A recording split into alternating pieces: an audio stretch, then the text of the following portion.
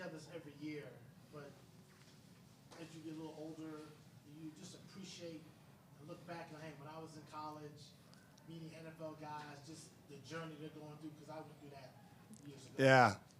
I mean, I think about it a lot, when I feel like back on more than anything else is just an appreciation and respect for these young men, I mean, I certainly wasn't that person at 19, 20 years old when I was at Tennessee, and for them to be great players, part of great programs, national champions, some of them, but to have the maturity and the desire and want to give up their time and make a positive impact in their communities and be great leaders and just awesome young men. I think that's what I have as much appreciation and respect for. And, something I think my grandfather instilled in me at an early age was you can be a great player, but then also, walk the walk in other areas of your life. And it's hard. We all got busy schedules.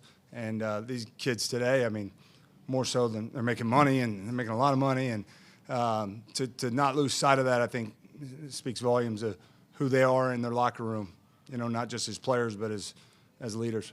Talk about how this award has grown and really kind of got established as one of the premier awards.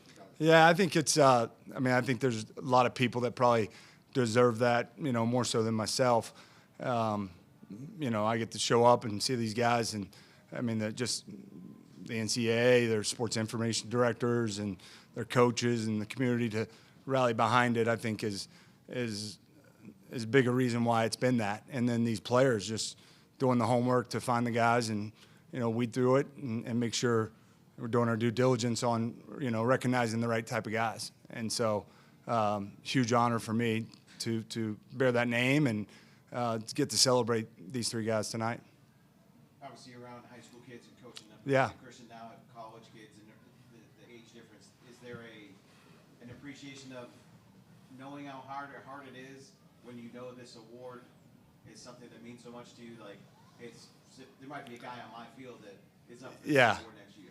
Yeah, I think it makes it probably even more special, because the list gets harder and harder and harder to pick from. And, some of those emails I'm on with them, they CC back to me, how the heck are we picking this, and I mean, those guys like Coach Dungy and some of them, that I have the utmost respect for, to think that they're taking their time and it's important to them to go through it, and what all these guys have done and what they stand for on and off the field.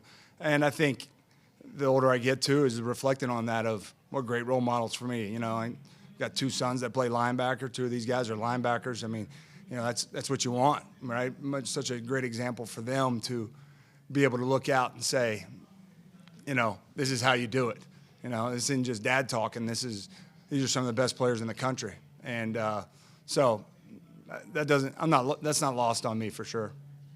Tom, What was your impression of Jacob Rodriguez when you first met him, not as a football player? Yeah.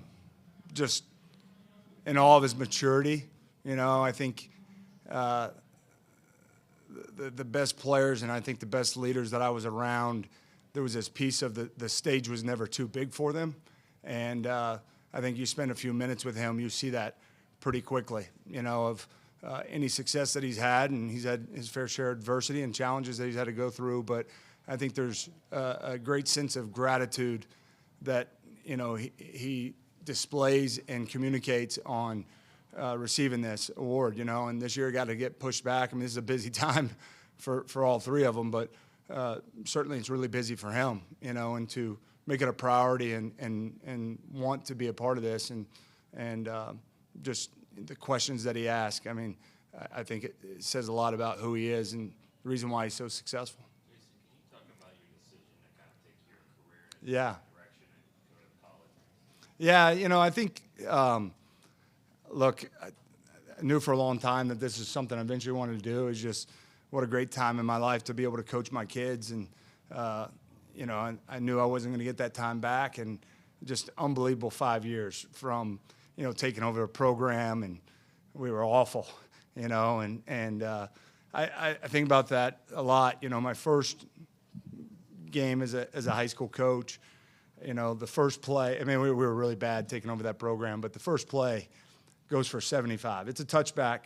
We get the ball on the 25, and it's a 75-yard touchdown run, you know? And I don't know, there may have been 200 people there that night, but it was literally across the street here. And there was a moment as I kind of walked down the, you know how the coaches do, we're going for one after the touchdown, you know? I mean, it was like, move over, you know, Lombardi, Shanahan, McVay, I mean, whoever it is, you know, just move over. There's a new guy in town. And, you know, obviously I stunk it up the rest of the year, but, you know, building that program, and, I mean, I knew this was something that I wanted to coach at either college or NFL later on as it moved forward, but such a special time. And I think one of the things that I experienced over those 5 years is just, you know, what an opportunity you have to positively impact that age group, you know. Kids of that age, and they fall in love, they're hanging on every word that you're saying. And so as time kind of progressed, I just really kind of look back on and say, like, all right, I understand I want to get into more competitive football on the next level, but, you know, you still get that in college, you know, where you're getting 18 to 23-year-old kids, and young men, I should say, and the ball piece is a big part of it for sure, but to be able to find those pockets to, you know, speak a little life into them, that's part of the reward, I think, in coaching. And not that you don't get that in pro football, you do, but, you know, I mean, I was the worst case of it, you know. I mean, I don't need you to tell me anything else other than give me some secrets on this upcoming game plan, you know. And so that's, as I kind of went through that process, is, man, I really think that's something I would really enjoy, you know, of, yeah, the higher level football and, you know, competing in the bright lights and the big stage, but also having those pockets to, you know, truly impact young men and off the field. And so it was a unique opportunity. I think Coach Venables was somebody that I aligned with, and felt like that I could learn a ton from, and really saw it very similar of, you know, there's an edge when you play, there's an edge in your preparation, and the game rewards that, much like I think I was wired as a player. And so it's been awesome. It's been a great opportunity for me and learning a ton.